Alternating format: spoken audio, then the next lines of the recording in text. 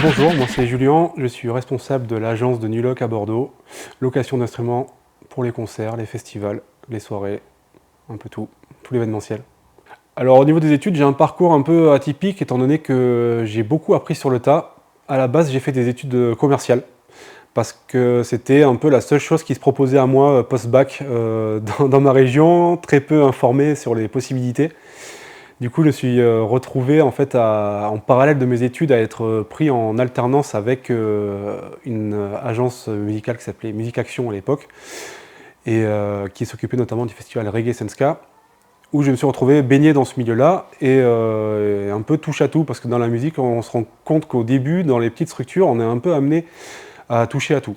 Du coup, avec ma formation en alternance, j'ai pu aussi découvrir le métier au sens large, de la diffusion jusqu'à la production d'un spectacle, et ainsi un peu voir le panel général de tout ce qui se passe autour de tout ça. Suite à mes études, je savais toujours pas trop quoi faire de ma vie, et donc on m'a proposé de partir en tournée. On m'a dit tiens, vas-y, je suis sûr que ça t'irait bien, deviens tour manager pour une tournée. Et j'ai dit bah, allez, on va essayer, je connais pas, on va voir. Et donc je me suis retrouvé à partir un mois en tournée avec un groupe allemand qui s'appelait Sebastian Sturm.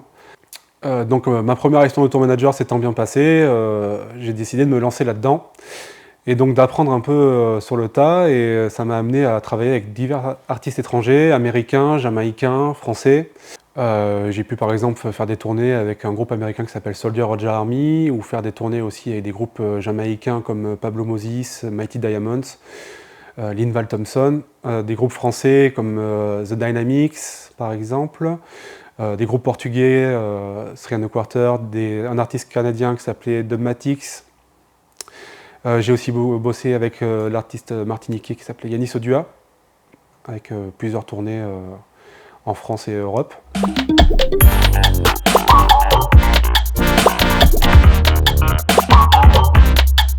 Donc suite à mes diverses expériences de tour manager, je me suis un petit peu lassé et on m'a proposé de devenir backliner. Alors, à savoir que j'avais déjà eu une expérience en rentrant au sein de Nuloc en tant qu'intermittent du spectacle, et donc de découvrir le métier du backline au sein de l'agence, donc surtout la préparation, les concerts. Mais j'ai découvert le métier de backliner en tournée qui est complètement différent, où là on se sent vraiment dans l'équipe des musiciens, où on travaille vraiment plus en précision qu'on peut le faire avec Nuloc par exemple, car on connaît vraiment les besoins du musicien.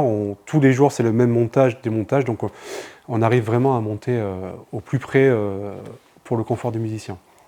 Alors, le backline, en fait, on va fournir des instruments et des services pour les festivals, les salles de concert, pour les groupes qui se déplacent sans, ou pour faciliter les moyens techniques de mettre du matériel en commun pour tous les groupes. Alors on va essentiellement livrer déjà tout ce qui n'est pas facilement transportable, principalement les instruments de base qui vont être les batteries, les amplis guitare, les amplis basses, les claviers, pianos numériques. Nous ne faisons malheureusement pas forcément de piano acoustique parce que c'est un autre métier qui dépend de notre corps de métier. On va aussi louer tout ce qui est matériel DJ, des platines, CD, vinyle, les tables de mixage, et aussi tout ce qui est guitare, petits instruments, percussions, toutes ces choses-là. On va beaucoup louer à des artistes en tournée, notamment des artistes étrangers qui n'ont pas forcément la possibilité de venir avec leur matériel, ceux qui viennent par exemple des États-Unis, des Amériques, de partout. En fait, ils ne vont pas se déplacer avec leur matériel, donc ils nous envoient tout le temps une liste de matériel précis. On essaie de la suivre au plus près, tout en s'adaptant si on ne peut pas, parce qu'on ne peut pas avoir non plus toutes les références mondiales en illimité. On est quand même limité physiquement par notre stock. Et on va fournir autant des petits groupes locaux jusqu'aux gros groupes tête d'affiche. Par exemple, récemment, on a travaillé au Stade de France, au Stade à Bordeaux pour les premières parties d'Indochine, pour Indochine, des choses comme ça. Des événements nationaux, des festivals. On est présent sur plus de 300 festivals en France, dont les plus prestigieux, comme les Francopholies, pour nous à Bordeaux, le festival Garo Rock, Musique à la rue, Cognac Blues Passion. On travaille avec l'Arena, toutes les SMAC de la Gironde, de la Nouvelle-Aquitaine, 400 km à la ronde pour l'agence de Bordeaux seulement. Donc le métier de backliner chez Nuloc, il est assez large. Il va commencer par déjà interpréter des fiches techniques, suivre un devis établi par moi-même, et ensuite adapter donc, tout ça, préparer le matériel ici dans ce dépôt pour que tout soit prêt à charger et partir livrer sur l'événement, que ce soit un festival, une salle de concert. Ensuite, une fois qu'il va arriver sur place, il va devoir installer ce matériel comme si il serait prêt à jouer pour que le musicien qui va arriver pour jouer dessus soit le plus confort possible et qu'il ait le moins de manipulation, parce que souvent le musicien qui arrive, il n'a pas forcément envie de se déballer des amplis, des choses comme ça. Donc plus on lui facilite le travail, plus ça va être simple pour lui et confortable, et plus il sera content. Et donc notre travail à nous, à Nuloc, c'est de créer ce service-là et d'être plus près du musicien, en plus proche. C'est souvent ce qui nous différencie des autres corps de métier de la musique, c'est qu'on est très en relation avec le musicien et pas forcément pour la technique. On travaille vraiment en main dans la main avec le musicien pour son confort et que le spectacle du coup se ressente grandi là-dedans. Une fois que ce matériel est installé, qu'il a été checké, balancé, ça peut arriver que des choses tombent en panne, c'est physique, hein, les amplis sont soumis à des charges de tension, des manipulations. Il peut arriver que le musicien casse une corde de sa guitare et on n'était pas forcément là pour ça, mais on sait faire, donc on va aussi s'occuper de lui donner sa guitare de secours, la changer, tout faire pour que ce soit confortable, intervenir si jamais aussi le batteur par exemple va casser une peau ou faire tomber une cymbale ou faire tomber des éléments. On est prêt sur le côté de la scène à intervenir et à sauter sur la scène pour aider le musicien.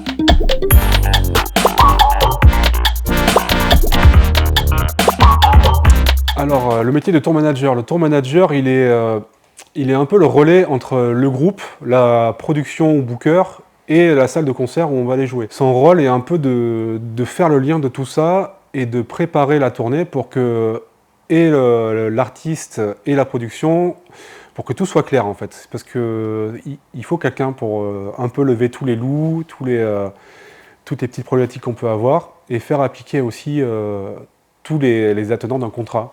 Parce qu'il faut savoir que derrière un concert, il y a un contrat aussi qui doit être respecté. Le tour manager, dans sa période de préparation, il va être amené à répondre à énormément de mails, parce qu'aujourd'hui, l'outil principal, c'est l'email. Bien sûr, à passer des coups de fil toute la journée, à appeler les différents interlocuteurs techniques d'accueil. Il va être aussi amené à préparer tout ce qui est la logistique de déplacement, c'est-à-dire comment le groupe va arriver sur le spectacle, comment il va arriver même en Europe, par exemple, si c'est un groupe étranger. Donc toute la logistique de billets de train, d'avion, de camions, la location, la logistique d'hébergement, que le groupe dorme. Il faut que le groupe il soit hébergé, il soit nourri, il soit transporté. Il faut se dire que souvent on nous appelle les nounous des groupes, parce qu'on s'occupe vraiment de A à Z. L'artiste il arrive dans nos mains et à partir de là, c'est nous qui allons lui dire quoi faire. À telle heure tu montes dans ce train, à telle heure tu montes dans ce camion, à telle heure tu vas manger, à telle heure tu es sur scène. À telle heure, tu arrêtes de jouer, parce que c'est important de respecter les temps, des fois, surtout en festival. Et derrière, s'assurer aussi dans l'autre sens que tout ce travail-là, il rentre dans la ligne budgétaire qui a été fixée par le booker ou la boîte de production. Parce que d'un côté, il y a l'artiste qui veut ça, de l'autre côté, il y a la production qui ne veut pas dépenser d'argent. Souvent, en tant que tour manager, le plus dur, c'est de ne pas prendre parti, que ce soit pour l'artiste, pour la production, tout en faisant croire à l'un et à l'autre qu'on est avec lui. C'est un peu un métier de filou, parce que bien sûr l'artiste il a des exigences qui souvent ont des contraintes budgétaires et qui du coup derrière la production n'acceptera pas forcément de dépenser autant d'argent pour le projet. Ça dépend vraiment des budgets. Il y a un budget qui est établi en début de tournée et l'important c'est de le respecter au maximum. Bien sûr après c'est aussi au tour manager de prévenir les deux parties que ça peut être un péril pour le spectacle ou pour l'économie du spectacle. Telle décision, tel choix, et donc c'est à nous de faire un peu la balance de tout ça. Alors souvent, un groupe de musique, quand il va commencer, va être amené à être autonome sur tous ces aspects techniques et logistiques, parce que tout simplement, il n'y a pas de budget pour créer un poste de régisseur de tournée ou de tour manager. Et donc quand la notoriété commence à gonfler un peu et que la tournée est régulière, qu'il va y avoir un budget qui va commencer à se dégager intéressant pour une économie, on va dire, qui se tient, un régisseur va être amené dans le projet, mais au début va être amené à faire un petit peu tout. Donc souvent dans les projets en développement, quand il y a un régisseur, il va être amené à... Souvent il va conduire le van, il va charger, décharger, en plus de sa journée de prep, de son taf de tour manager, et il va aussi souvent même installer le matériel avec le groupe, Il fait vraiment un peu tous les aspects de ce métier-là. Mais c'est essentiel parce que en fait, ça va permettre au groupe de pouvoir se reposer sur uniquement de l'artistique. Donc déjà, on enlève cette épine de logistique et d'aspect technique en fait, au groupe par ce poste-là de tour manager. Et plus le groupe va monter en autorité, plus il va être libéré de tous ces aspects techniques-là. Donc ça commence souvent par un ingé son, donc le tour manager arrive en suivant. Dans la logique, après, il y a le choix de l'ingé lumière ou du technicien backliner. Et vraiment, là, quand on commence à avoir une équipe avec tous ces techniciens-là, on commence vraiment à pouvoir se consacrer à 100% sur l'artistique, et ça, c'est quelque chose qui est essentiel pour l'artiste et pour développer son projet sereinement.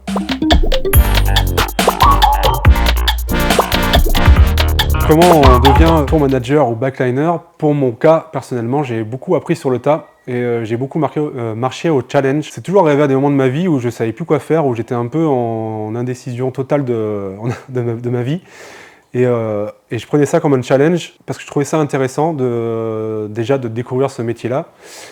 Et côté tour manager, on a le contrôle un peu sur tout ce qui se passe sur la tournée. Moi, j'aime bien avoir le contrôle un peu sur tout ce qui se passe autour de moi. Et j'ai beaucoup appris sur le tas. Donc, quand on m'a proposé la première fois de partir en tour manager, je me suis calqué sur le modèle d'un tour manager avec qui je travaillais, où j'ai observé un peu sur ses méthodes de travail, de préparation. Mais en fait, même avec des formations, souvent ce qu'on va obtenir, c'est des outils de travail. Mais ce qui est le principal, c'est l'expérience. Rien ne remplacera l'expérience pour moi, car c'est là qu'on apprend tout, c'est en échouant qu'on apprend. Et moi, chaque fois que j'ai subi des échecs dans ce métier-là, ça m'a juste permis de me dire « Ok, ça, il faut plus que je le fasse comme ça, il faut que je le fasse comme ça ». Le métier de backliner, il est un peu pareil, sauf que la différence, c'est que c'est un côté qui est plus proche du musicien, parce que souvent le backliner est musicien aussi.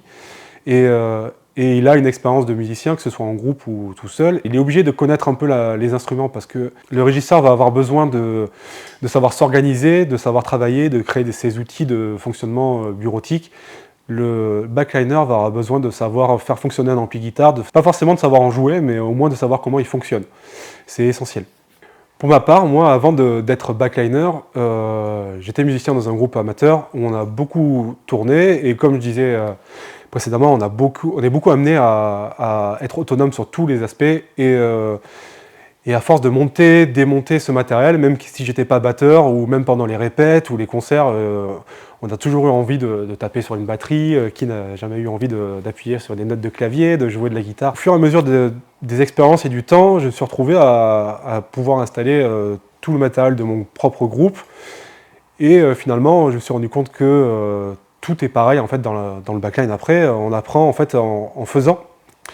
Donc mon expérience de musicien m'a permis en fait, de m'ouvrir cet accès au monde du backline. Et après, une fois qu'on s'est monté une batterie, on sait plus ou moins monter tout type de batterie. Il y a bien sûr des spécificités dans chaque marque, c'est comme entre Mac et Windows par exemple.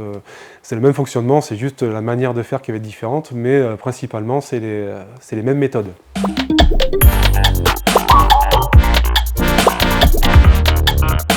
Ce que j'aurais voulu savoir dans ces métiers-là, c'est déjà qu'ils existaient.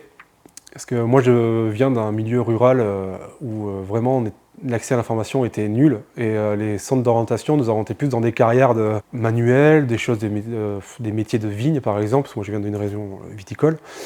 Et en fait, à aucun moment on m'a parlé que ces métiers existaient. C'est-à-dire que si je n'avais pas découvert ces métiers-là par le biais d'expériences personnelles, en fait, je ne savais pas qu'ils existaient. Et je pense que c'est important que les gens se rendent compte que ces métiers dits de l'ombre existent en fait, parce qu'ils sont essentiels pour l'industrie musicale, et que sans ces métiers-là, l'industrie ne serait pas ce qu'elle est maintenant.